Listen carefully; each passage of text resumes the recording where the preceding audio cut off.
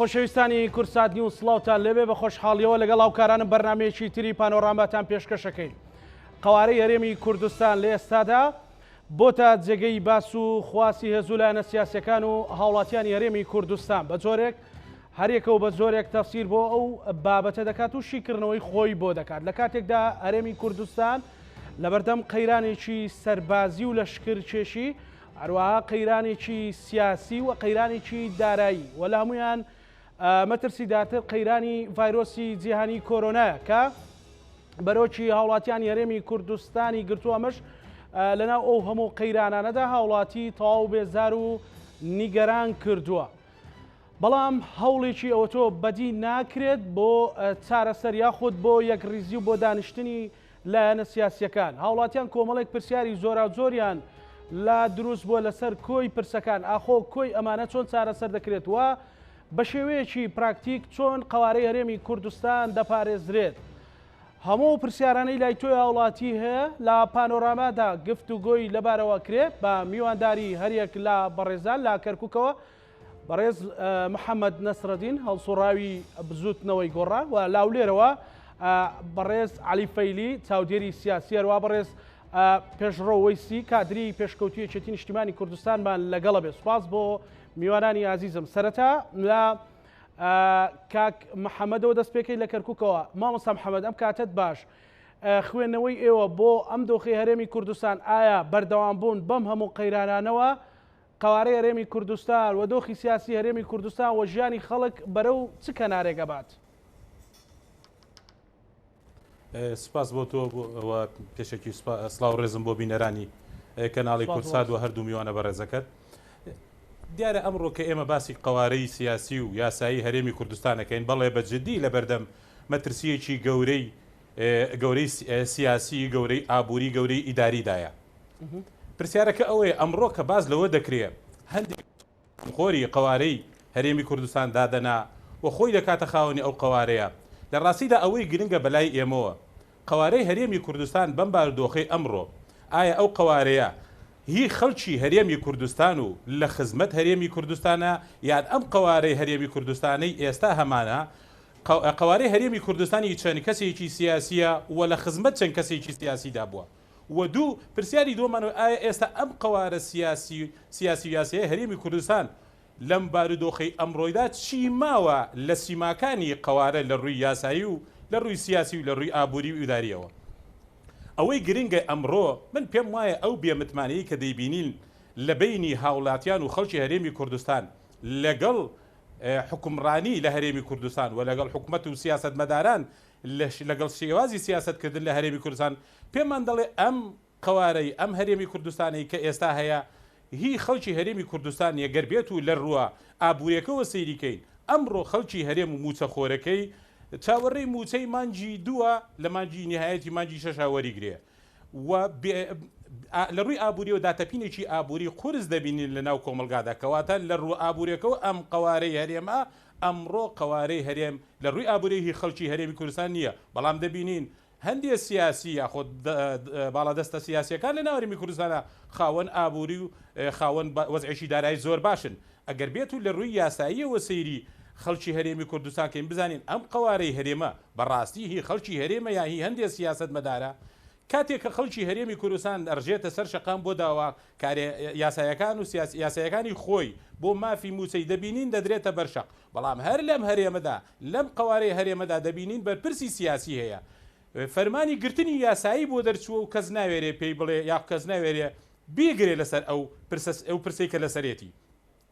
لە ڕووی سیاسیشەوە دەبینین هیچ پرسێکی سیاسی لە هەرێمی کوردستانە خەڵکی هەرێمی کوردستان بەشێک نەبووە لەو بڕیارە سیاسیە و لە بەتایبەتی هەندێک بڕیاری زۆر گرنگ کە چارەنووسی هەرێمی پێوە پەیوەست بووە بینیمانە خەڵکی هەرێمی کوردستان هیچ کاتێ ئەو بڕیارانەی لە ڕووی سیاسیەوە دراوە چ لە ڕێکەوتنی سیاسی ژێر بەژێر بێ یا ڕوون بێ چ لە ڕێکەوتنی ئابووری لەگەڵ وڵاتە ئەقلیمیەکان دەکرێت و زۆر ڕێکەوتنی نهێنی یاخود ئاشکرا دەکرێت هیچ کاتێک خەڵکی هەرێمی کوردستان خۆی بە خاوەنی ئەو بڕیارانە نەزانیەوە. کەواتە پرسیارە گەورەکە ئەوەیە ئەمڕۆ ئەو قەوارە هەرێمەی کە هەموو خەممانە ئایا قەوارەی خەڵکی هەرێمی کوردستانە یا ئەم قەوارە هەرێمە ئێستا لە خزمەتی چەند سیاستمەدارێک و لە بۆ بەرژەوندی چەند سیاستمەدارێ ئەم قوارەیە بوونی هەیە و لە ڕوویەکی کەشەوە کاکەزانە بابین بزانین لە سایەی ئەم جۆرە بەڕێوەبردنە سیاسی و ئیدارە و ئابوووریە لە هەرێمی کوردستانە ئەمڕۆ ئەم قوارەی هەرێمە چی ماوە ئەگەر بێت و لە ڕووی دارایی و سەیریکەین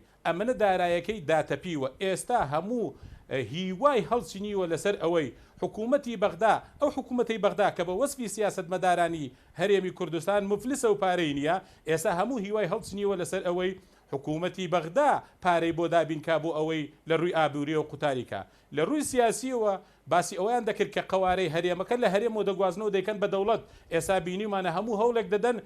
بتوانن هەر وەکو قوارەی هەرێم لە ڕۆ سیاسی یاسایەکەشەوە بمێنێ لە ڕووی ئیدارەکەیەوە ئەگەر ببینین تا ئێستاش دوای تێپەڕبوونی 29 ساڵ لەسەر حکومڕانی تا ئێستاش لە ڕووی ئیدارەکەیەوە هەرێمی کوردستان قوارەکەی گەر لە ڕووکەشش لە دەرەوە قوارەیەک بوو بێ لە ڕووی ئیدارە بەڵام لە ناوخۆدا هەموو کاتێ دوو ئیدارە بووە هەموو کاتێ دوو ئابووری بووە هەموو کاتێ دوو هێز بووە کەواتە زۆر بەڕوونی دەڵێن ئەم قوارەی هەرێمە کە ئەمڕۆ ڕەنگە هەندێ لایەنی سیاسی و کەسی سیاسی شیوەنی کە لەبەر ئەوەیەتی کە ئەم قوارەیە لە خزمەت ئەو بۆ بەرژەوەندی ئەو بووە بەڵام ئەو قوارە هەرێمی کوردستانی کە ئێمە بەبەستمانە و پەرۆشین کە کیانە سیاسی و یاسایەکەی بمێنێ ئەو قوارە هەرێمەیەکە بۆ خەڵکی هەرێمی کوردستان بێ و خەڵکی هەرێمی کوردستان خۆی تێبینێتەوە و لە خزمەتی ئەوشا بێ. بەڕێز کاک عەلی بۆ چوونی ئێوە لەناو هەموو ئەو گرفتانەی هاوڵاتی هەرێمی کوردستاندا چۆن بتواندرێت هەرێمی کوردستان و قوارەی هەرێمی کوردستان بپارێزرێ. بەڵێ بەناو خوای گەورە و مێهرەبان سڵاو لە جەنابەت کاک زانا و لە میوانە بەڕێزەکانت و لە بینەرانی عەزیزی کوردستان نیوز. بەڵاستی یعنی ئەو نەفەسە کاک محەممەد قسەی پێدەکا ئەو نەفەسە هیچ کاتێک ناتوانێت کومان بکاتەوە ئێمە دەبێ خەمی نیشتیمانی خەمی نەتەوەیی خەمی بژێوی خەڵک خەمی ئەو وەزعەک تێداین کومان بکاتەوە ئێمە ئێستا کاتی ئەوە نییە تۆمەتباری یەکتر بکەین و تاوانەکان بخینە سەرشانی یەکتر هەر ئەو نەفەسە ئێمە گەیاندە ئەو دۆخە قوارەی هەریم بەرهەمی خوێنی دەیان هزار شەهیدە بەرهەمی خوێنی دەیان هزار ئەمفال کراوە هەن لایەنێکی سیاسی نییە ئێمە بڵێن ئەو لایەنە سیاسیە بەرپرسیارە لە قوارەی هەریم لەسەرەوە ئەساسە ئەمە بەڕاستی یعنی بەو شێوە قسەکردن لەسەر قوارەی هەریم ئەوە هیچ خزمەتێک بەو دۆخە ناکە ئێمە ڕاستە لە قەیرانێکی قۆڵداین قەیرانەکە قەیرانی سیاسیە پێشەموشت و قەیرانی کۆمەڵایەتیە و قەیرانی ئابووریە و قەیرانی تەندروستیە و قەیرانی سەربازی و ئەمنیشە ئەو قەیرانەنە هەر یەک و هۆکاری خۆی هەیە ئێمە نابێ ئەو کارتانە هەموو تێکەڵ بکەین بۆ ئەوەیکی ڕاستیەکان لە هاووڵاتی و لە هاونیشتیمانی بزر بێت ئەوە ئێمە دەزانین دوژمنانی گەلی کورد دەوڵەتانی ئەقلیمی ئەو ئەزمونە ئێستا لە هەرێمی کوردستان هەیە هیچ کاتی پێ ڕازی نەبوونە و هەمیشە هەوڵی ئەوەیان داوە ئەو ئەزمونە لەناو ببەن و ئەو قوارە لاواز بکەن ئەوە دەبینین ئێستا یعنی تورکیا لەلایەک و ئێرانیش لەلایەکی ترەوە ینی سەروەری خاکی هەریمیان بەزاندووە و هەر ڕۆژی هاوڵاتیانی هەریم بوونەتە قوربانی هێرشەکانی ئەو دوو دەوڵەتە ئەقلیمیە لەلایەکی ترەوە حکوومەتی ناوەندی بەڕاستی ئەوان دەرفەت لەوە وەردەگرن کە ئەو ناکوکیە لە نیوانی هێزە سیاسیەکان لە ناو کوردستان هەر کاتێک لە ئەو پەرتەوازیە لە ناو ماڵی کورد بوو دەبینین بەغدا دەنگی خۆی بڵێن دەکاتەوە و شروعی خۆی و مەرجی خۆی دەیەوێت فەرز بکاتە سەر هەریمی کوردستان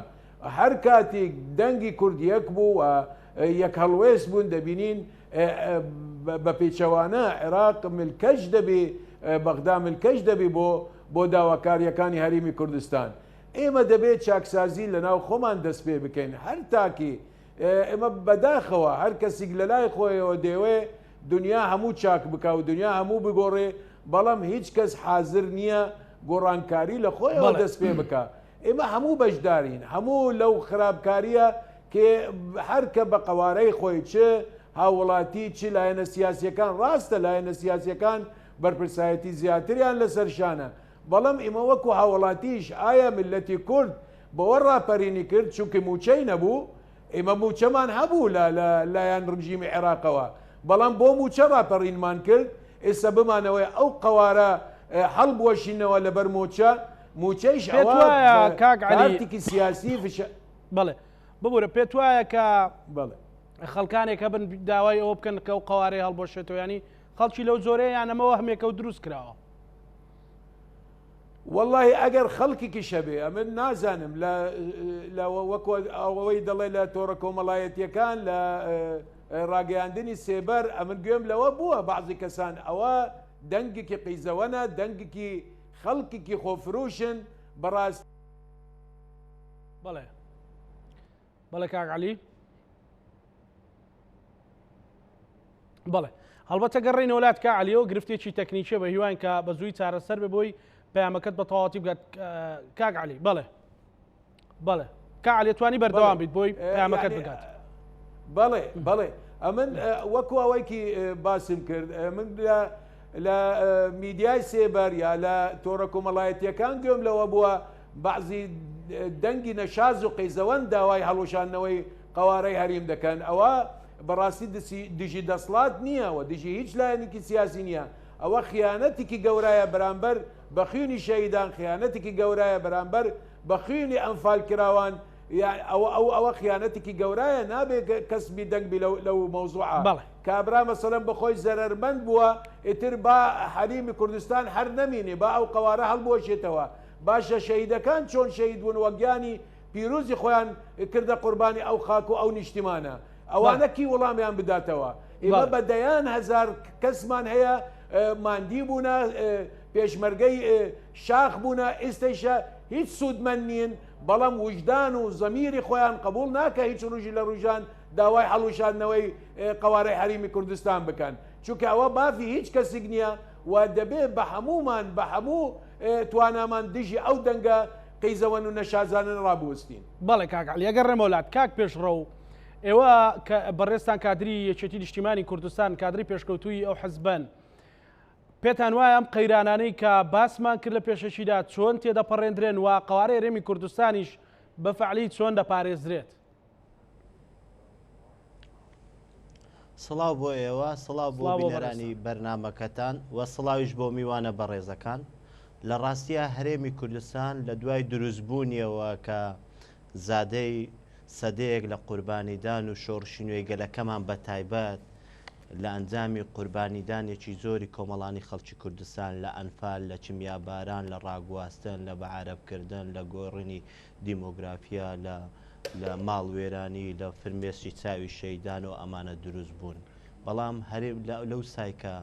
حکومڕانی لە باشووری کوردستانە لە چارچەوەی حکوومەتی هەرێمی کوردستانە جێبەجێ بوو بە کۆمەڵێک هەڵکشان و داکشانی بەخۆی بینیوە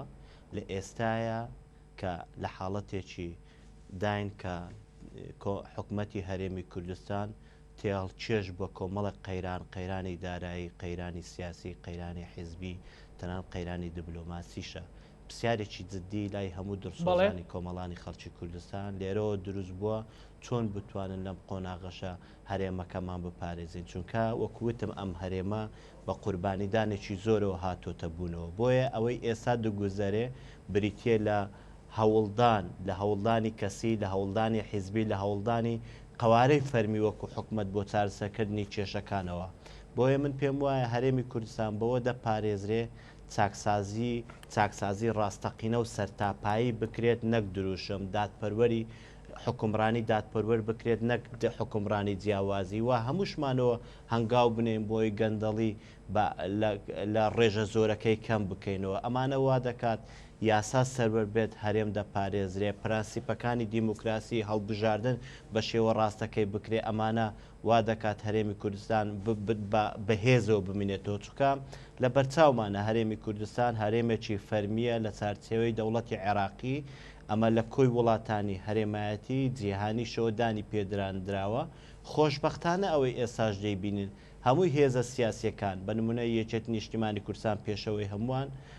بزوتنەوەی گۆڕان پارتی شوعی سۆشالیست هیچ یەکێک لەم هێزانە هەنگاویان نەناوە بۆ بچووکردنەوەی قەوارەکە بەڵکو بە شێوەیەکی گشتگیر هەموو هەنگاوەکان ڕوە ئەوەن چونکە لە ڕاستیە سیاست بەناد ناکرێت بنیاد ناکرێت لەسەر کۆمنتێکی فەیسبوک یان لەسەر خیتابی کاراکتەرەکی نافەرمی بەڵکو سیاست بنیاد دەکرێت بە ڕامانی ڕون و ڕەوانی حیزبەکانەوە بۆیە حیزبەکان بە شێوەیەکی گشتیانەوە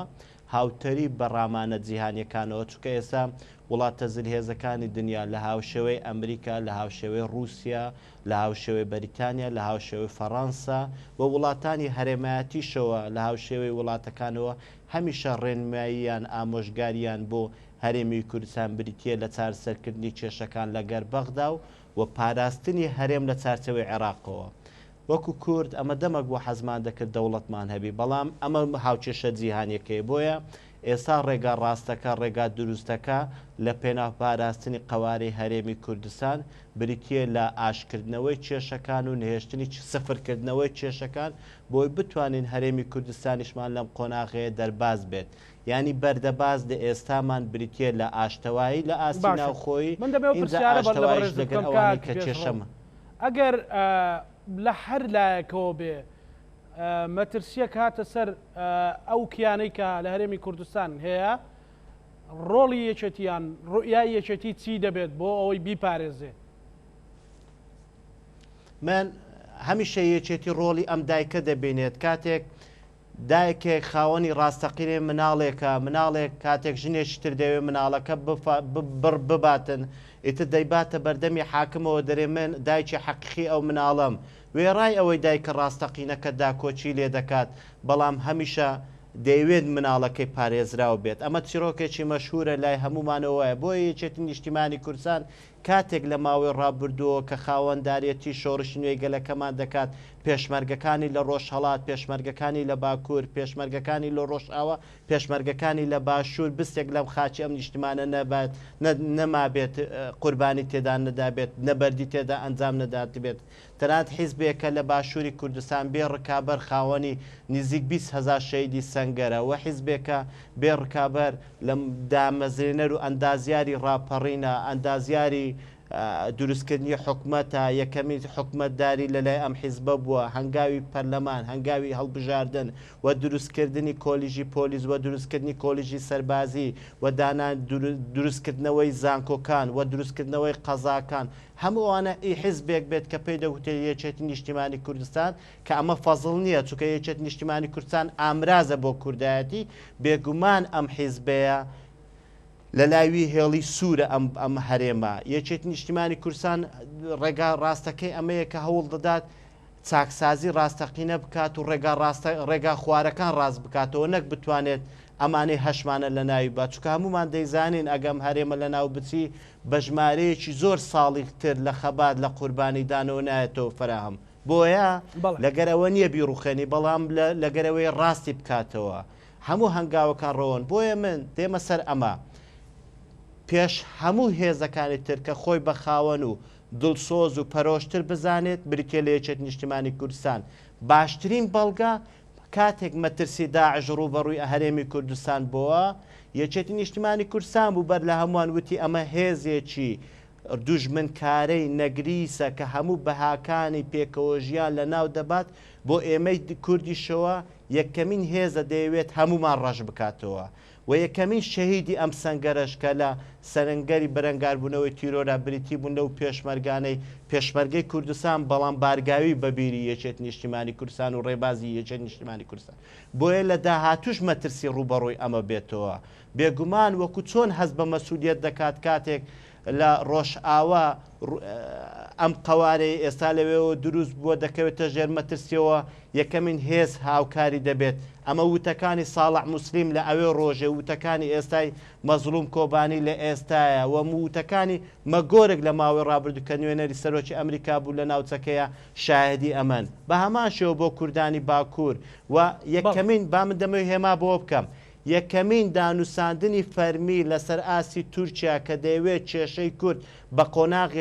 لە قۆناغی پاکتاوکردن بخێتە قۆناغی چارەسەرکردن لە ڕێگای سەرۆک تورکەت ئۆزالی ڕابردوو ئەندازیارەکەی جەنابی مامجەلال بوو. ئەگەر جەنابی سەرۆک کۆماری تورکیا تیرۆ نەکرابایە ئێستا بە دڵنیاییەوە هەرێمی کوردستانی باکوور لە قۆناغێشتر بوو. بە هەمان شێوە هەموو ئەمانە مێژووی هێزێک بن بێگومان لە ماوەی داهات و تۆختر پەرۆشتر دڵسۆزتر و پڕوزەتر هەنگاو لە مەرە دەنێت. بەڵام ئەمە مانای وانە لە ناو خۆمان کار لەسەرەوە نەکەین مەعاناتی کۆمەڵانی خەڵکی کوردستان کەم نەکەینەوە. ئەمە مانایەوە نییە گەندەڵی کەم نەکەینەوە. ئەمە مانایەوە نییە چاکسازی ڕاستەقینەی حەقیقی دوور لە دروشم نەکەینە بەرنامەی کارمانەوە. ئەمە مانای ئەوە نییە کە بە کۆمێتێکی ئەو ئەگەر ڕێمەولات هەڵبەتە ببوورە مامۆستا محەممەد بەڕێستان ینی بۆچوونێکەیە لای بەشێک لە هاوڵاتیان ئەویش پێی وایە کە بەشێک لە هاوڵاتیان پێیان وایە قوارەی هەرێمی کوردستان بە هیچ کۆمنت و خەڵکو و لایەنێک ناکەوێت بەڵکو بە بێدەنجی و چاوپۆشیکردن لە لەشکرکێشی بە چارەسەر نەکردنی برینەکانی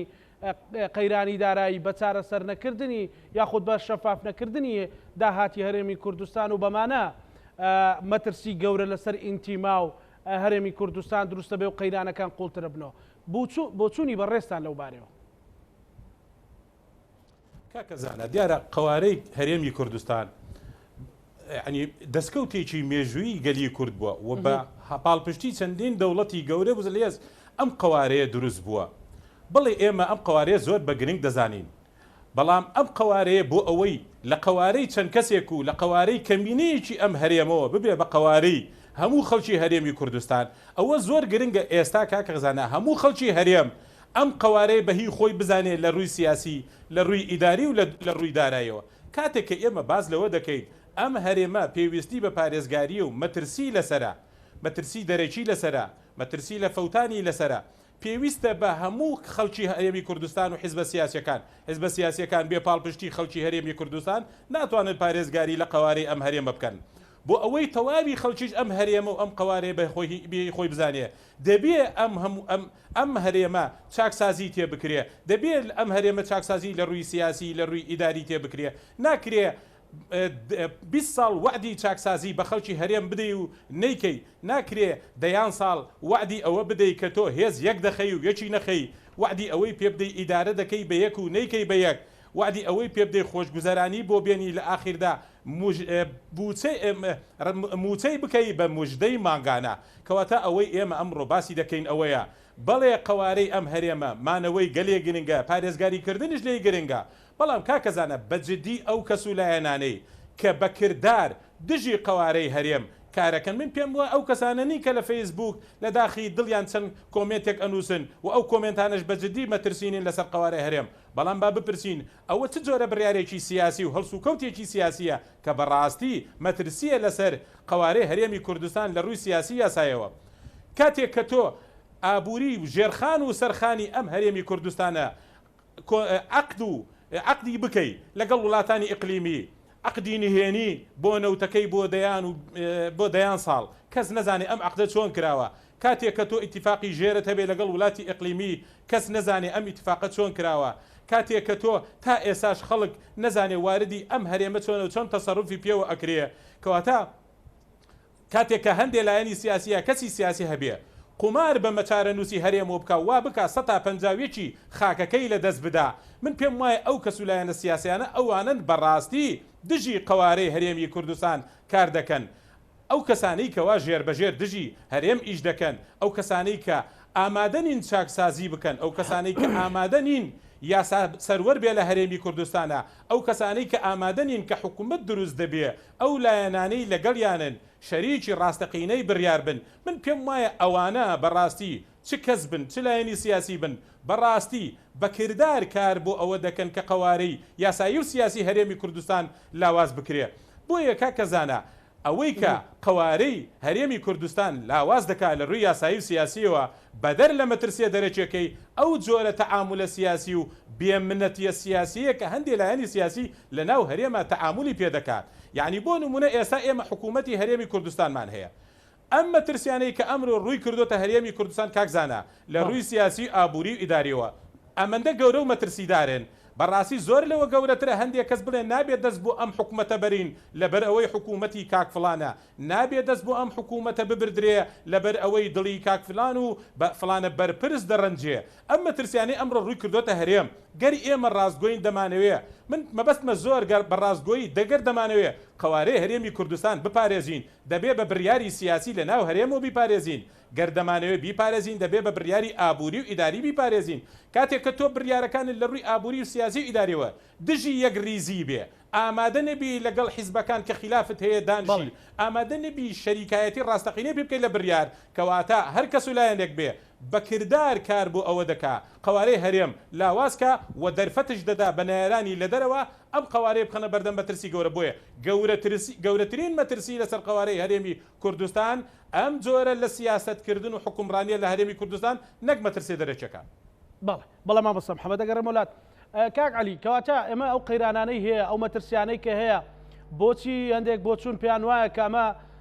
باسکردن لەوەی یان خۆت بە مەزلوم نیشاندان لە بەرامبەرەوەی کە دیفاع لە کوردایەتی و لە قەوارەی هەرێمەکەی ئێمە خەتوکەی سیاسیە بەڵکو حەقیقەتەکەوەکەوەی مامۆستا محەممەد ئێڵێ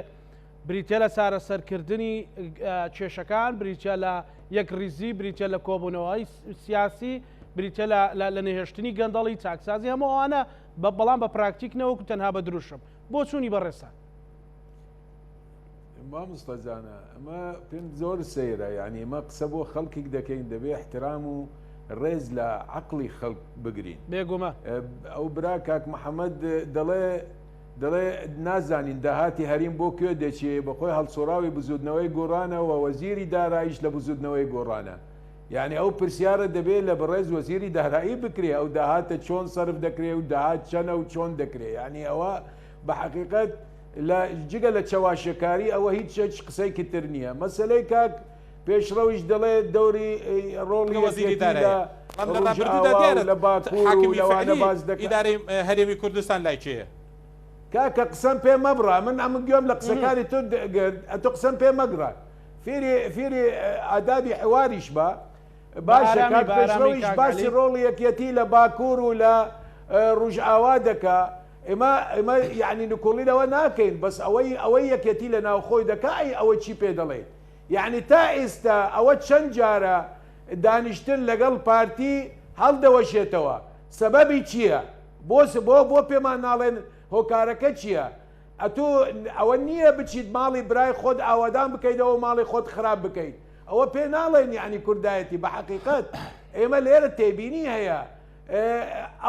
ئەو لایەنە سیاسیانە بە تایبەتی پارتی و یەکەتی تەحملی هەموو بەرپرسایەتی و مەسئولیەتێک دەکەن لەو قەیرانە لەو هەموو قەیرانێکی هەریمی کوردستان تێدایە. ئەمجا نابێ بە یەکەتی چۆن دەڵێن ئێمە سەنگی یەکەتی بە کورسی پەرلەمان نییە، ئێستا سەنگی بەرپرسایەتی یەکەتی لەو قەیرانش کەمتر نییە لە پارتی. دەبێ بە هەمان شێوە تەحملی مەسئولیەت بکەین بۆ ئەوەیکی بتوانین لەو قەیرانە دەرباز بین، لەو قۆناغە مەترسیدارە دەرباز بین کە ئێمە دەڵێن ئەمن نازانم باسی یاسای چاکسازی دەکرێت. ئایا ئەمن زۆر پێم یعنی سەیرە ئێمە باسی کەسێکی بکەین بە نایاسایی دوو موچە و سی موچەی وەرگردیە، ئەوە پێویست بە یاسا ناکە ببڕێت ئەو موچە، ئەوە بە پێچەوانە دەبێت سزا بدرێت، موچەکەی ببڕێت، پارەکە بگەڕێتەوە. ئەوە چەند مانگە خەریکی ئەوەی وەڵا یاسای چاکسازی دەربکەین بۆ ئەوەیکی کابرا بە ناحەقی بە ناشایستەیی ئەوە چەند ساڵە قوتی ئەو خەڵکە دەخوا بە شیوەیەکی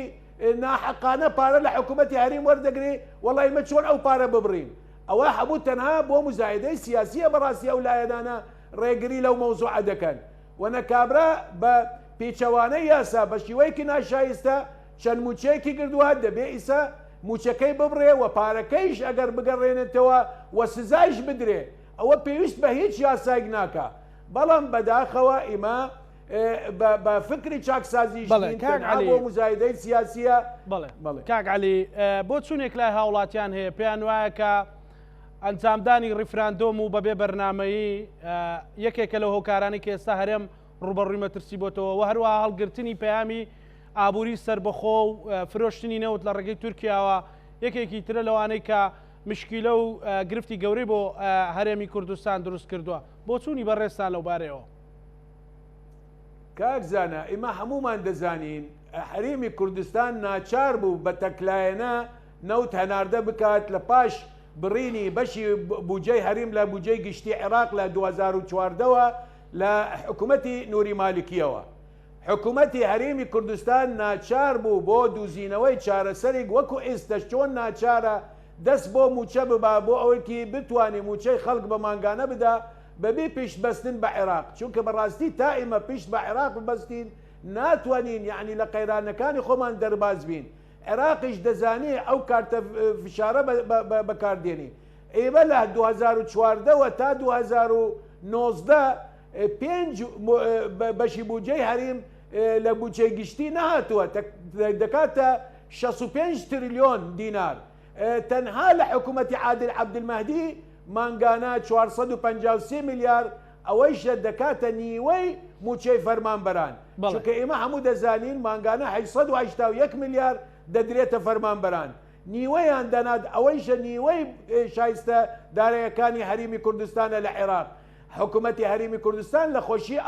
ئەو هەنەی نەکردووە ئێمە ناچار بووە کە ئەو ڕێگا بگرێتە بەر و بە تەکلایەنە گرەبەستی نەوتی لەگەڵ کۆمپانیەکان ببەستی ئەوەیشە ئێستا چارەسەری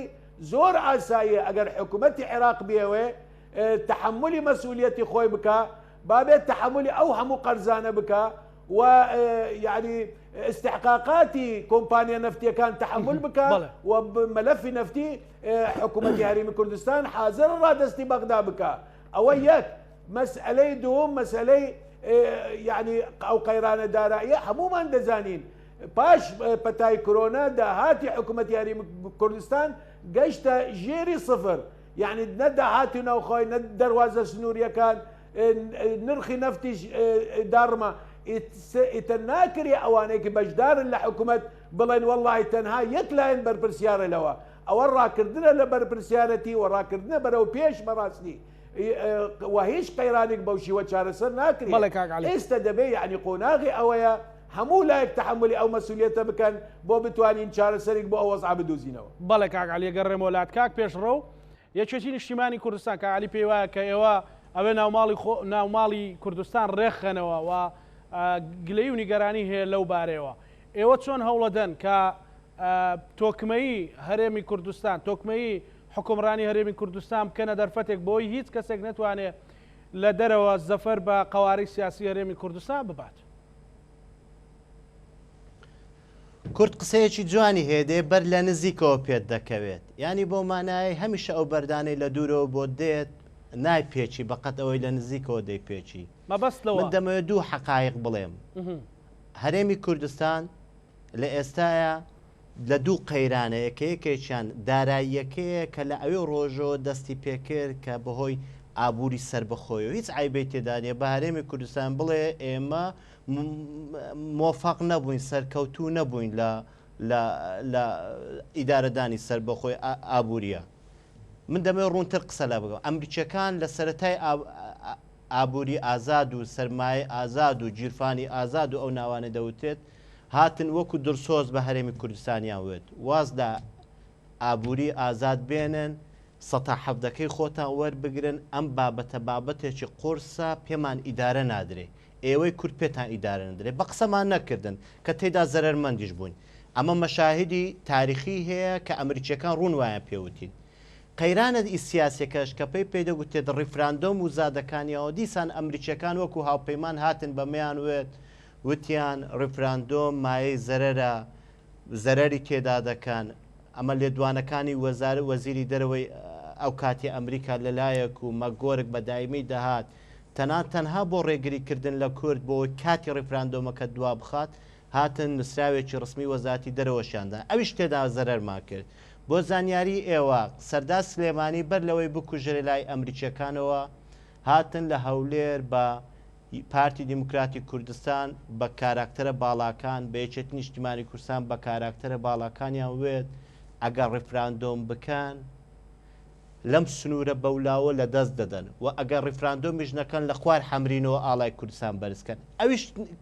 ئەنجامماندا و مۆفەق نەبوون بۆیە من پێم وایە باشترین ئازایی ئەوەیە پێمان بڵێن برێ ئێمە لە ماوەی ڕابردوو هەڵەمان کرد دەمانوێت هەڵەکان ڕاست بکەینەوە. ئەمە لەلایەک تر ئەخر نازانم بۆ مای فەزڵ نەبی بۆ یەکێتی نیشتیمانی کوردستانەوە کاتێک ساڵح موسلیم بە نوێژی نیۆڕۆ بە دەمی هەموو دنیاوە دەرێ یەکێت نیشتیمانی کوردستان سپۆنسەری بەرەنگاربوونەوەی کۆبانی و نەکەتنی کۆبانی بوو. ئەمە قسەکانی ساڵح موسلیم نەیەکێتی شەو نەبیرکردنەوەی تەستی حیزبیشی تێدایە تام قسەی بکە.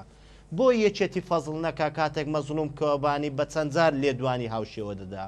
بۆ یەکێت نیشتیمانی کوردستان فەزڵ نەکات کاتێک سەرەتای هەشتاکانەوە پێشمەرگەکانی دیموکرات شان بەشانی پێشمەرگەکانی یەکێتی شەهید دەبوون. بۆ یەکێت نیشتیمانی کوردستان فەزڵ بەخۆیەوە نەکات کاتێک دورکۆت ئۆزاد بەر لەوەی تیرۆر بکرێ بە شان نازیەوە کۆمەڵک دیکۆمنتی ڤیدیۆی ئێستا حزبەکەتان چی ئەکا؟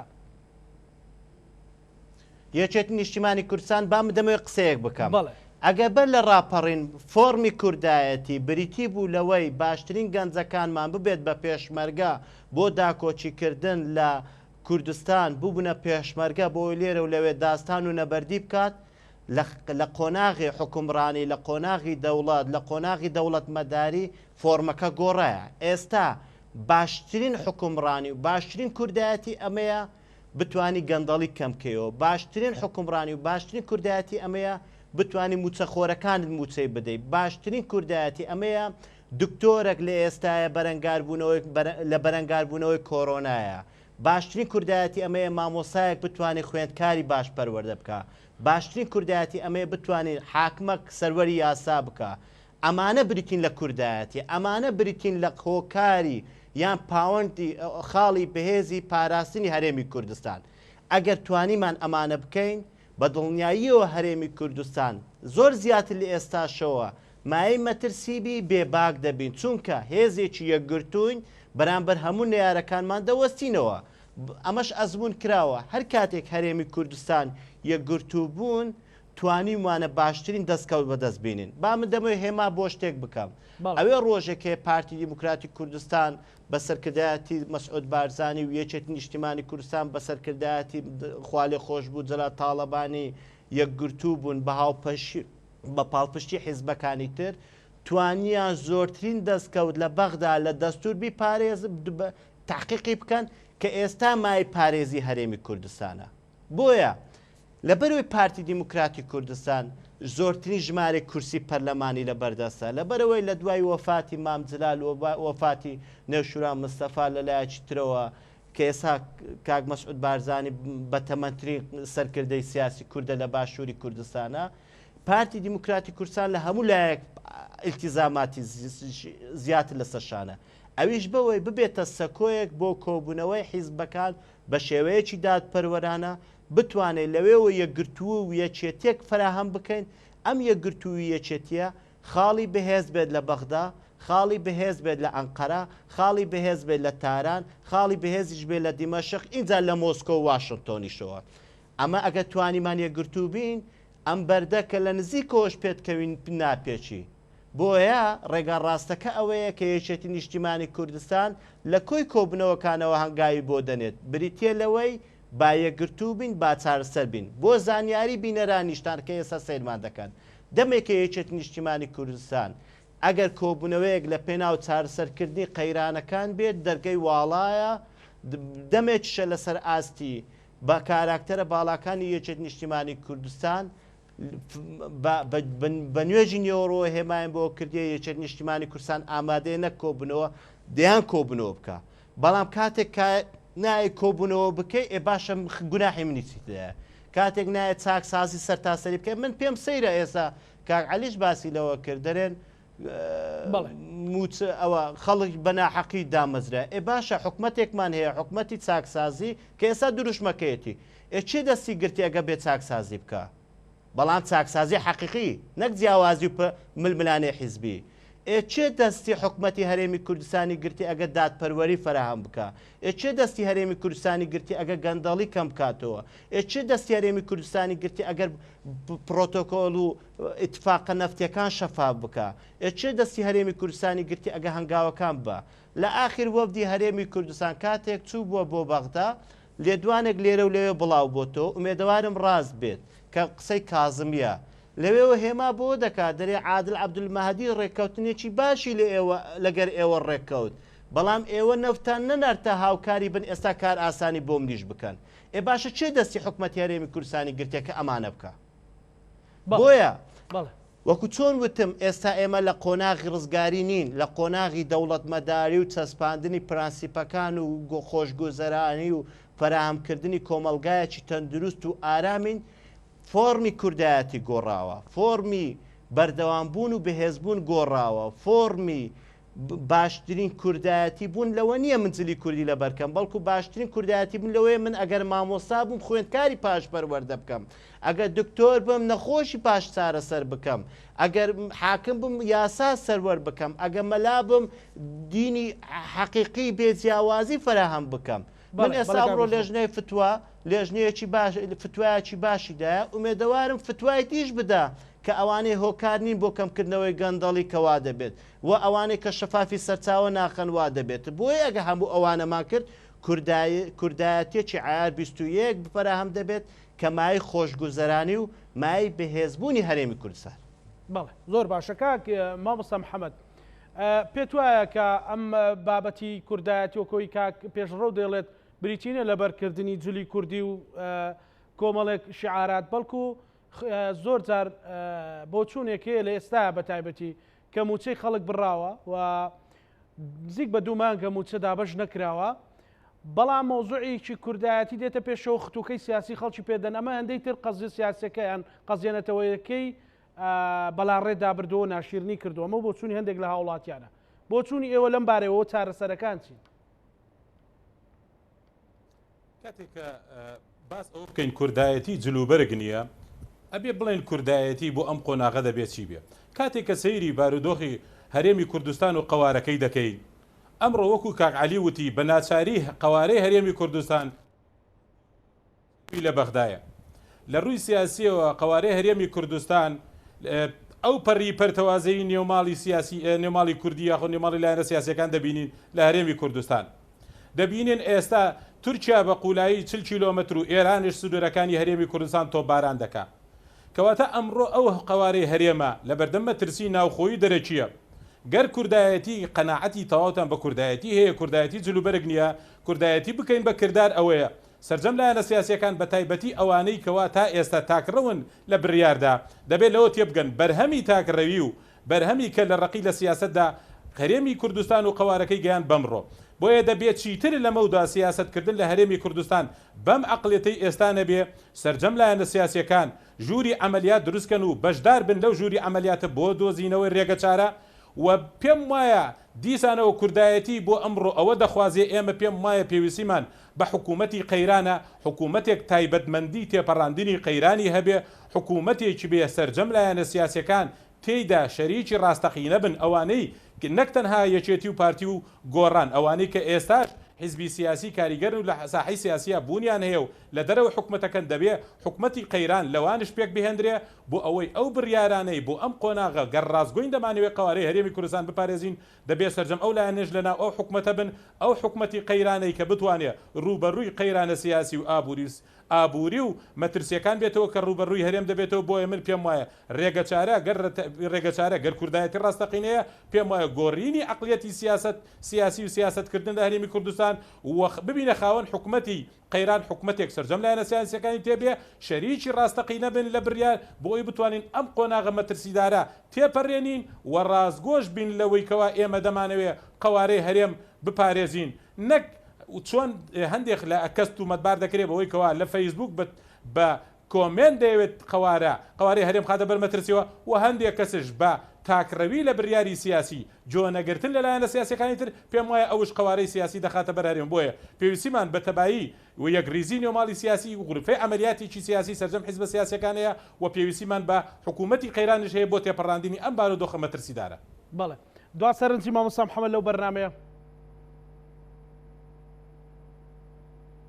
بۆ بین دەتوانین ئەم مەترسیانە تێپەڕێنین گەر هەمومان قوارەی هەرێمی کوردستانمان خۆش دەوێ دەمانەوێت بیپارێزین بە دەستکەوتێکی گەورەی دەزانین لەسەر هەمومانە تەنازول بکەین لە هەندێ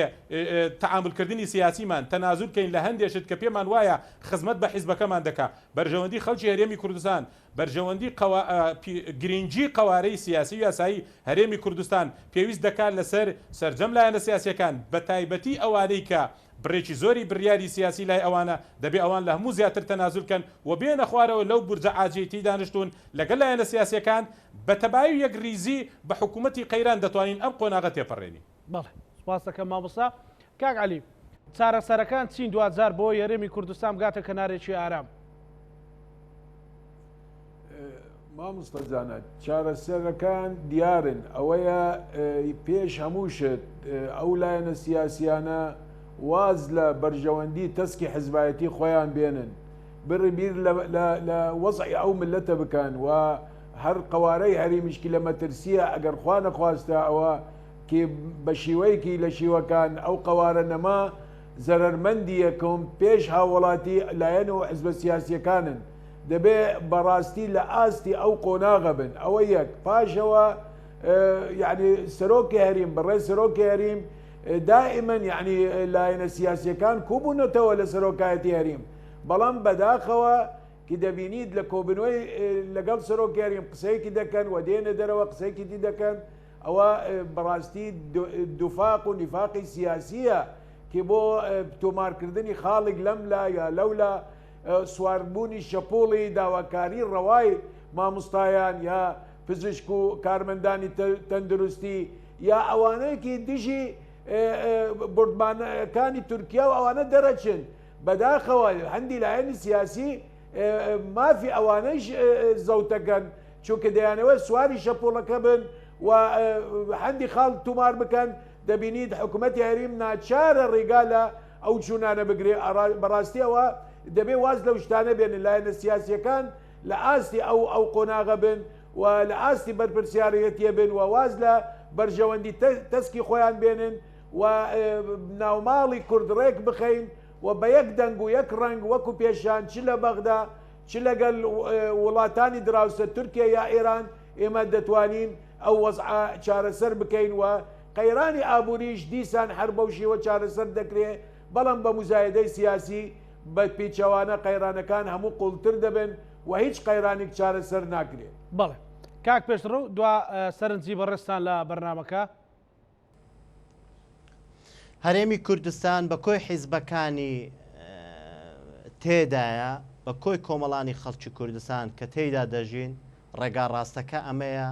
کە ئێمە فشارێکی ئیزاوی لەسەر حکومت بکەین لە پێناو گرتنەبەری ڕێگا ڕاستەکە لە پێناو شەفافبوون لە پێناو چەسپاندنی دادپەروەری لە پێناو هەنگاونان بۆ کەمکردنەوەی گەندەڵی لە پێناو چاکسازی ڕاستەقینە لە پێناو چاکسازیەکی هەمەلایەنەی گشتگیر لە پێناو ئەوەی کە بتوانین لە نزیکترین ماوەیە موچەی موچەخۆران دابین بکەین لە نزیکترین ماوەیە بودجەی پێویست بۆ بەرەنگاربوونەوەی قەیرانەکان دابین بکەین و لە نزیکترین ماوەیە بتوانین یاسا باشتر سەروەر بکەین و سەروەری بکەین و ڕێگا ڕاستەکەی بەردەمی حکومت کە لەیلاداوە ڕاستی بکەینەوە بۆی بتوانین فشارێکی ئیزابی بین لە پێناو پاراستنی هەرێمی کوردستان. بەڵێ زۆر سپاس بۆ بەڕێز پێشڕەوەیسی کادری پێشکەوتوی یەکێتی نیشتیمانی کوردستان ڕوا سپاس بۆ بەڕێز عەلی فەیلی چاودێری سیاسی وارەوە سپاس بۆ بەڕێز مامۆستا محەممەد نەسرەدین ئەسوڕاوی بزوتنەوەی گۆڕان لە کەرکووکەوە لەگەڵمان بینەرانی خۆشەویست لەگەڵ هاوکارانم پانۆرامامان پێشکەشکردن بەی وای سەلامەتی بۆ هەموو لایەک تا بەرنامەی داهاتوو خواتان لەگەڵ.